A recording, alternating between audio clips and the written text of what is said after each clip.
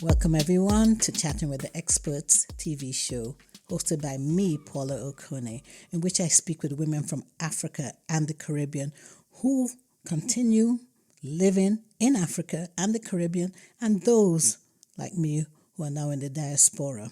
Every week I put on an episode in which I showcase these, I want to say, impressive women.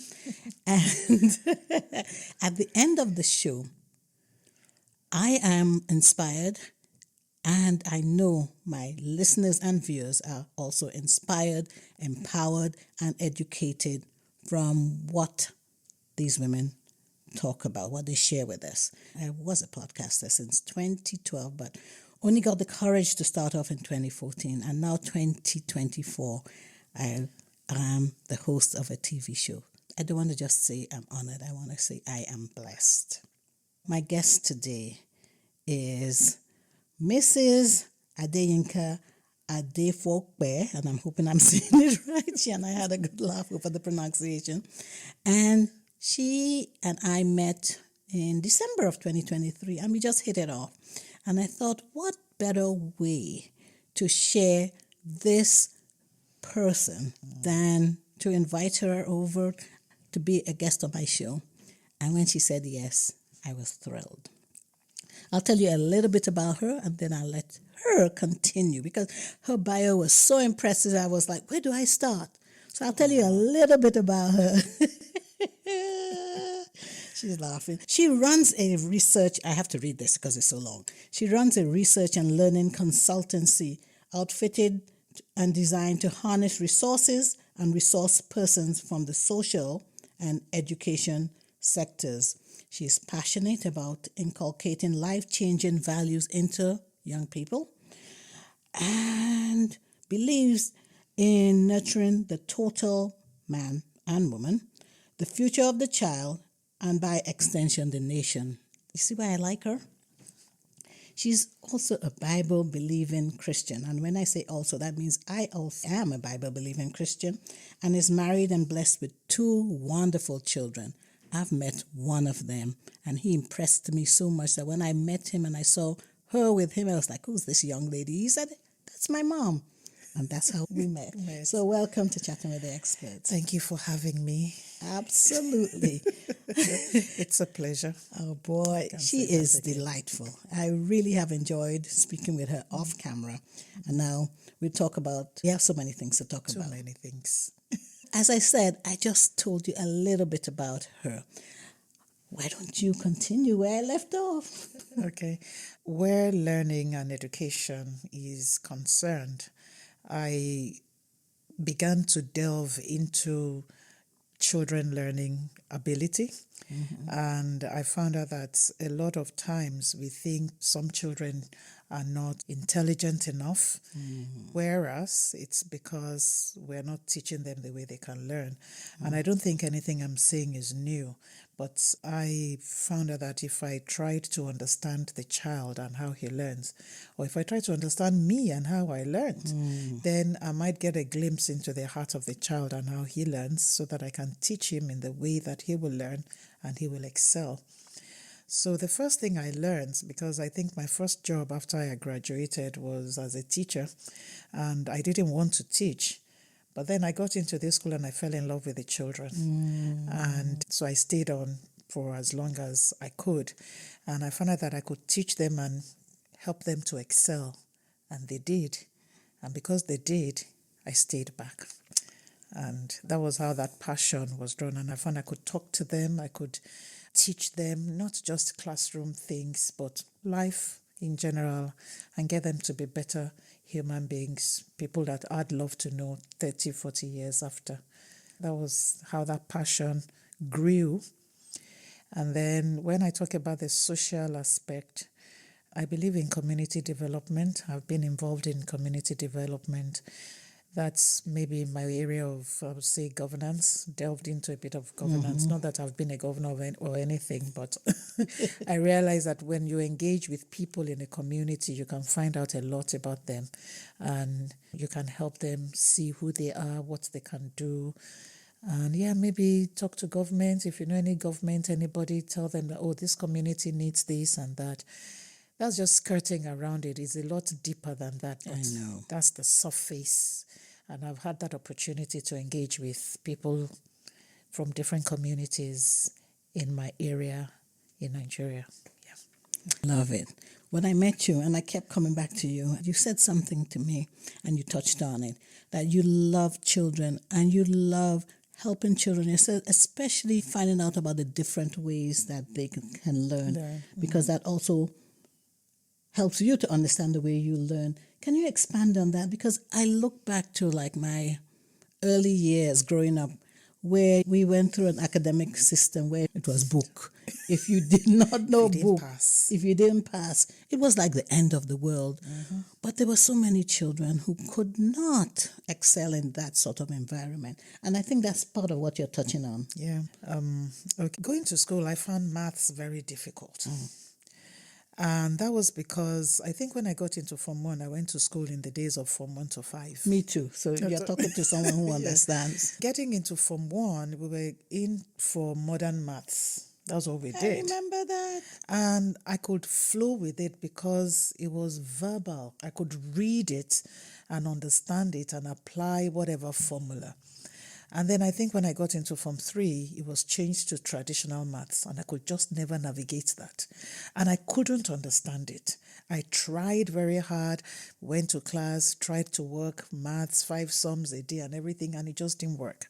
Then I had children, and nobody was doing modern maths anymore. Everybody was now doing traditional maths, even though they won't say it that way. Numeracy, arithmetic, whatever. And I thought to myself that I had to teach my children not to be afraid of maths like I was, and to find a way around maths in such a way, learn maths and enjoy it and master it. So I did everything possible. I got colored pencils, I drew diagrams, we used cookies, we bought pizza, we cut it into 4, 8, 10, 8 part of it, left some of it, drew it, danced around it, did whatever, just to make sure that they understood it and that they loved maths and would never be afraid of maths. And then I just transferred that to other children. I was an English teacher, and I taught in a Lagos State school where we had children from everywhere, warders' barracks, on the streets, behind the streets, boys' quarters, wherever. We had a mixed pot children of children. Yes. And they had to pass English.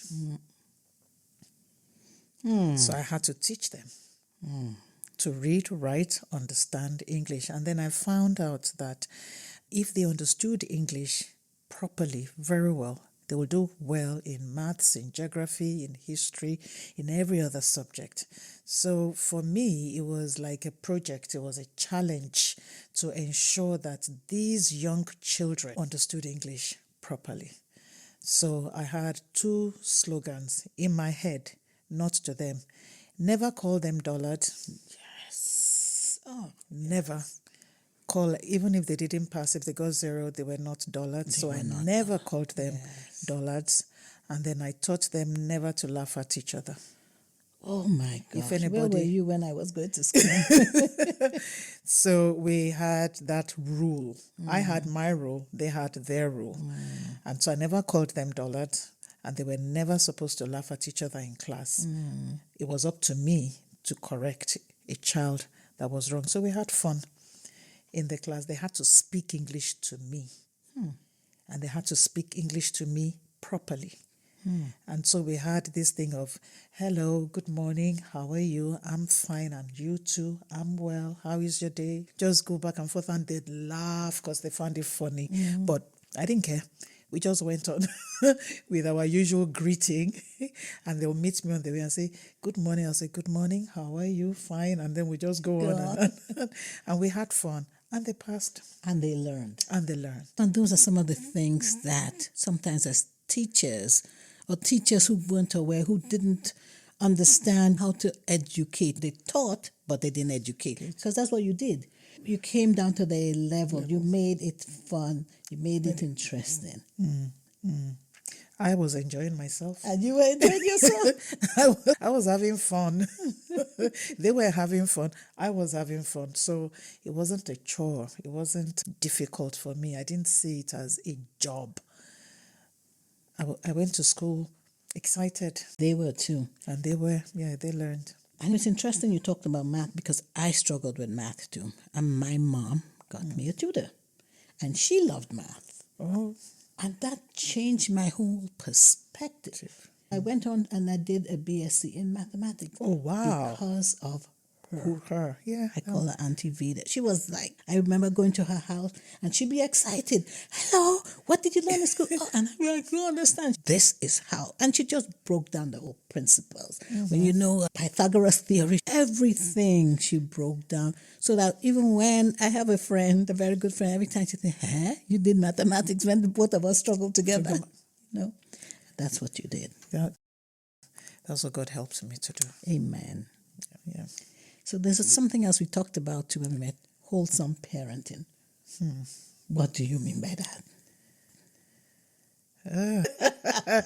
That's a whole new world. Incidentally, my son and I were watching something on YouTube yesterday about a parent who was suing because their child had gotten so much into playing video games and all of those things. And I got up after a while and walked away, and my son was like, I said, what's the meaning of all of that? You take the phone. Mm-hmm. You are still the parent. You're still the parent. You bought it. You take the console and whatever else and let the child learn. But as I said it, I remember this young parent whose son is always on her phone or somebody else's phone. As soon as he sees you, he wants your phone because he wants to play a game and all of that. And of course, some of those games you have to pay for. And then he comes, oh, mommy, can I buy? And she says, no, mommy doesn't have money for that. And I'm thinking to myself, what would I do if that was my son? He won't see that phone for a week until he's able to get it out of his system. So what I'm saying is this: when we as parents begin to live in fear and trepidation of our children, we're in trouble.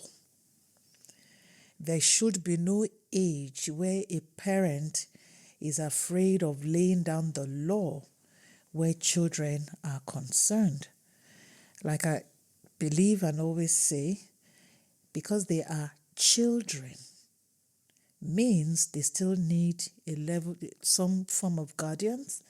They still need you to help them navigate. They still need you to teach them, hold their hands and show them. If you say they're old enough, at what age? 10, 11, 12? They're still learning. Like the man who was talking about, he said the frontal lobe is not even developed enough to take certain decisions. Yes. So why are we behaving as if these children are old enough? Gosh, they have 40 more years. She said 40 more years. No, because many years ago, a lady gave me a write-up that she had done, and she's an educationist, that you keep learning and your frontal lobe is not fully developed until you are 22 or 23. That's so I correct. thought, oh, okay. I can't leave certain decisions to my children because at that time my children were much younger. And so I thought, okay, so wear your trousers well, tighten your belt because you still have you have a long way to go. Parents, we need to sit up if we want to save our children's future. Mm-hmm. Because for me, that is all that it comes down to. Who are you raising? What kind of young man or young woman are you raising? What kind of adults do you want him or her to become? How do you want him to navigate life? You don't raise your child for your home only. You raise your child for the society. For the society. Yes. So if I cover mine and say, oh, he can't do with that, oh, he can't do this, I'm in for a huge trouble 10 years down the line. I used to know somebody whose child's school was just like 5 minutes walk from where she lived. And she had asked me to please tutor her child. And I said, sorry, you have to wake up. I'll be on Zoom tomorrow morning, 8 a.m. You should be there. And then she goes, oh, but I will still be sleeping. The child Yes, the child said to me that, oh, but I'll still be sleeping. Can we move it for 10? I said, no, I have something else to do at 10. If I wake up to be there at 8 a.m., you better be there. And then children did what she had to do. And then her mother called and said, can't you just make it 9? I said, no. 8 a.m. I'd like to sleep in too, but I have so much to do. 8 a.m. And 8 a.m. the next day, she got on with the longest face ever, looking totally upset, angry, and wasn't ready to engage. So I said to her, I'm not going to deal with that face. Now you get off that chair, go and wash your face. When you're coming back, you better have a smile on. And you only have 2-3 minutes to do that, because 8:39, we're off this meeting. So she went and came back and said, I need a smile. And she put on a smile. I said, now we can get on with it. And her mother was like, you're hard, you're this, you're that. She told you that? Yeah, she did. And then I said to her, okay, she was writing her A-levels exams. I said, when she has done the A-levels, if she does not pass well, then I've been hard and I haven't been kind and I've taught her rubbish. But if she passes, you're in trouble. Mm-hmm. And she did pass. And then she said, oh, thank you, Auntie. Thank you. Now we can all smile. So I learned, like I always say to parents, if you don't handle a child the way the child should be, nobody wants laws. Nobody wants to fall in line. Nobody wants to, like I always say, nobody wants to wash plates. Mm-hmm. But we have to. We do. So after she passed, now we're friends. Now she calls me. Now we chat. Now she's in uni. Now we're friends. And I said to her mom then that if I had not handled her that way, if I had allowed you to let me handle her the way you wanted, maybe we'll be doing A-levels again. So true. What's going through my mind is that even the convenience of Zoom now, she didn't have to get up, get in a car, walk. You said 5 minutes from you, so probably walk in the hot sun or the rain. All you had to do was get in front of the camera. Thank you. And switch on the computer. Life has its problems. You can say that again. Oh, boy. Parenting gets us in a, should I say, it can push us into a corner. Mm-hmm. And I quite understand that parents, mothers, most of the time, your heart breaks when you have to discipline your child. You really don't want to and all of that, but you have to. The Bible says so too. Yeah, it's one of those hard decisions you have to take. When my children were growing and I'd scold them and smack them when it was needful, he said, Mommy, body hurts. I said, my heart is breaking too. He said, yeah, and seriously, sometimes my heart would break because we're like, why do I have to? But then I realized that if I don't teach this child never to go down this lane, I don't want rotten tomatoes. Yes. Because as you've rightfully said, our children are the future generation. Yeah. And if you are not training them well, then what's the future generation going to be like? Yeah. Oh, but I admire you. You said your heart broke. My mom was strict. You can say that again. In fact, sometimes I wondered how my mother used to cook because she didn't used to flinch. No, my mom didn't flinch. I mean, I never heard her talking about her heart breaking when she had to smack us. So you were nice. Gosh, she was hard. But she was nice too. Yeah. But she didn't spare the rod. Oh, no, she didn't. Sparing the rod. These days. They didn't believe it. And still, I think a lot of that discipline has gotten us to where we are. Yes. And we will be doing our children great disservice if we do not. It's not everything that our parents did that was perfect, but the good things from it were discipline, love and discipline, plenty of love. And I don't know, loads and loads of discipline. Loads of discipline. Like I was saying to a young man yesterday, like there's certain things in life we don't want to do. Like even when you're younger, when you think, I have to get up, you have to go to school. Sometimes you just didn't want to do it. But now you will say thank you to your parents for the education because of the difference and how much it has helped you so that you in turn can inspire and help others and make life okay for yourself and not be a burden to the society. Yeah. I remember growing up, I was in boarding school and I was in Form 3, and it seemed as if the spotlight of the school was on all the Form 3 students, and I was just tired. So I think I wrote a letter to my father and said to him that I was tired. I wanted to become a day student. I didn't want to stay in boarding school anymore. And then he asked me the question that I never liked. He said, "Are others dead?" I said, "No." He said, "Then you won't die." Oh, that was not the answer I was expecting. "Are others dead?" I said, "No." He said, "Then you won't die." And that was the end of the conversation. That was it. Even I knew not to go back and ask again. Ask again. It should have been. Oh boy. Yeah. So those are some of the things we wanted to talk about: love and discipline. But you've covered it. Yeah. They go hand in hand. Yes. We're not talking about abuse. We're talking about firm love. Love, because we care. Love because we sometimes I say to the younger people, you forget that we were young too. Oh, thank you. And showing love. And I think we get it all mixed up. Some people think that in not scolding your child or smacking your child, because I smacked mine, and we were quite diplomatic about it. Yeah, if it was either 2 or 3 strokes, tell me why it shouldn't be 3. If you want 2, you have to tell me why. Oh, you were good. I was, okay, so you deserve 3 strokes. Plead your cause. Mommy, I don't deserve 3, I deserve 2. Why? Tell me why. If you can't convince me, you get the 3 strokes. So we debated it. And when I tell people, they used to find it funny that I even smacked my children, because I had a lot of friends who didn't believe in smacking their children. So I smacked mine, and I have no regrets. And I thank God that I did. But I smacked them, letting them know what they had done and why I was going to smack them and why they deserved 3 or 4 strokes. That was my reason. Now you tell me why you don't deserve it.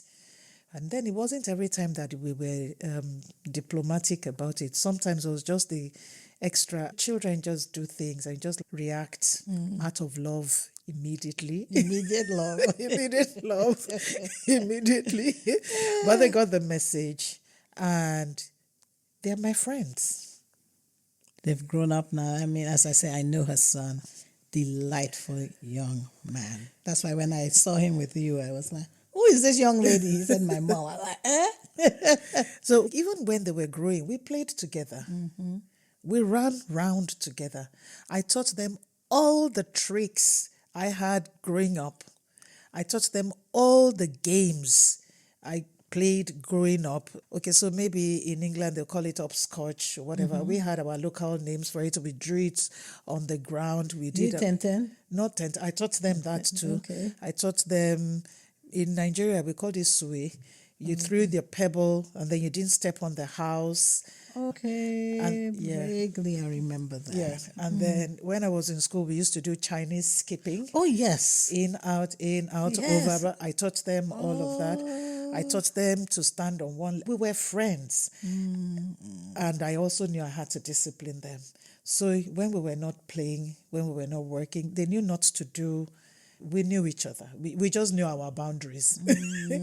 Because we could play games, we could run around together. Whenever their friends came to the house to play, they came to play. They didn't come to watch Disney World or anything. They came to play. They came to play. So I got footballs. We did everything. We ran around, we played. I played, they played, beautiful. we played. We did every rubbish. When I say rubbish, we cut leaves, we made collage, we sat outside. Oh, Yinka, you were a fun mom. I'd like to think so. But we played and we enjoyed. And I wanted them to enjoy their growing up years of knowing that mommy was there and we could run around together. And if they came back into the house limping and bleeding, they knew what was coming. And we just had fun running around, playing. It was so bad one day, this aunt of mine came and just stood and watched and said, "Your children are your friends." He said, like, you don't have need of any other friend. I said, at this stage of their lives, they better be my friend. So if we had to watch Cartoon Network or anything, we all watched together. And we didn't watch Cartoon Networks except on Saturday evening. But they knew that was something to look forward Yeah, to. Mondays to Friday. Sorry. Schoolwork. Bedtime. Cartoon Network was off the diet. Would you believe we have been talking for almost 30 minutes? Are you kidding me? Wow. Oh, Wow. But there's something that you told me that you did I forgot to mention, that you co-authored the book. Yes. Oh, yes. My friend now, she's a Nollywood star. Ooh. So this is when our daughters were turning 13, she came up with this idea of writing a topic in the book. So she gave us topics. So she gave me leeway to write on what I wanted to write. So I wrote on reaching puberty and the attendant issues that came with puberty. Okay. Now, I had a daughter, but then I had nephews, and I used to talk a lot with my nephews, and they used to tell me stories about what happened in class with the girls and all of those things, and how they'd laugh at the poor girls who thought they were the best thing after sliced bread. So I wrote on that. It's called Pearls for My Daughter. It's on Amazon for anybody. I looked at it, yes. You looked at it? I looked at, yep, and it's also on Goodreads. I saw it on Goodreads, Yes. yeah. Okay. So you're another one of my guests who's co-authored or authored a book, and I like to go buy those books and keep and say Yeah, to people, it's a very good this book. is one of my guests. There was another chapter. I didn't write it. Another young man wrote it. And every time I read that portion, I laugh. He was recounting wanting to talk to his father about having a girlfriend. Okay. And then he described his dad wearing his bottle-thick glasses, and that when he mentioned it to his father, the guy had hiccups immediately. and that he was eating meat. The meat suddenly became too tough for him to bite through. He was like choking. What are you talking about? To me? That's a generation of our parents. You didn't dare broach these issues, these topics with them. But we have to talk to our children. Absolutely. About these things. And so that was what he was writing, but that now his son wants to talk about a girl. He said, I better listen. The difference in generations. Yes. You know. I was blessed in that my mom was a midwife, and so she was very open about everything concerning the human. My mom. Your mom was a midwife as well. She was a midwife too. Oh, look at that. And she told me lots of stories. So did my mom. And made it easy for me. Made growing up the realization of the... Yeah, wow. Look at that. That's why I like you. Deep calls to deep. Yes. Before we wrap up, is there anything else that you'd like to share? This is a coffee talk. Okay, so let me say something that occurred to me yesterday. Parenting. It used to be a lot easier for me to enter my children's room and clean it up myself. It was easy. I knew what I wanted to do. Put this here, put this there, clean, do. But I refused to. I knew that I had to teach them to clean their room. And that would take me like an hour or more, because I'd have to sit with them, make them do it, probably have to sweep that room out twice, look in their wardrobe and see that everything is in order. And gosh, it was time consuming. And that is parenting. It is hard. It is difficult, but it is worth it at the end of the day. And I realized no two children are the same. So as parents, we need to find out who that boy is, who that girl is, and flow with who they are so that they can become the best of who God has made them to be. Amen. Very important. Knowing who that child is. Because they are your children doesn't mean that they're both, it's not a cookie cutter. Yeah, they're not the same. Different personalities. And we need to be aware of that. Yeah, I love that as a parting note, especially for younger. My sister says, don't say you're the young people, say the younger people. So especially for the younger people. And one day we'll be grandparents, and so we still need those skills. So we can help our children. Yes, absolutely. If anyone wanted to find out more about your talk with you, is there any way they can find you online? Do you have a website? I'm on LinkedIn. Okay. By that name. Okay. I'm on Instagram. My Instagram page is probably old and archaic and probably going into extinction because I hardly post, or I don't know how to navigate. That's whatever. But I am on LinkedIn. Yeah, you can learn more about me actually on LinkedIn. I think I'll update my LinkedIn page because I've done so much more than what is there now. Yeah. And then my name on Instagram, even I have to go look for where I wrote it to remember. If that thing goes off, I probably won't remember how to bring it up again. So, but I'm on LinkedIn and I am on Facebook, and it's by my name. I don't have any alias. But okay, all right. Oh, wow. I said to you guys that at the end of this episode, you'd have learned something new. Or even if you didn't learn something new, you would have expanded your knowledge. You'd have been inspired. You'd have been educated and encouraged. And Adeyinka Adefope has not disappointed me in doing that. And for me, if you would like to get in touch with me, you can reach out to me on my website, which is chattingwiththeexperts.com. Or I am also on LinkedIn as Paula Okone, or Instagram. I've been on Instagram for 2 years. Sometimes I can't believe it.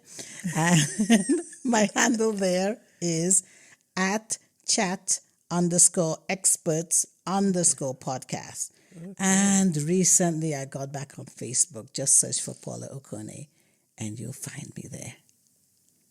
Adeyinka, thank you so much. Thank you for having me. I'm honored to be here. I am honored that you said yes. Thank you.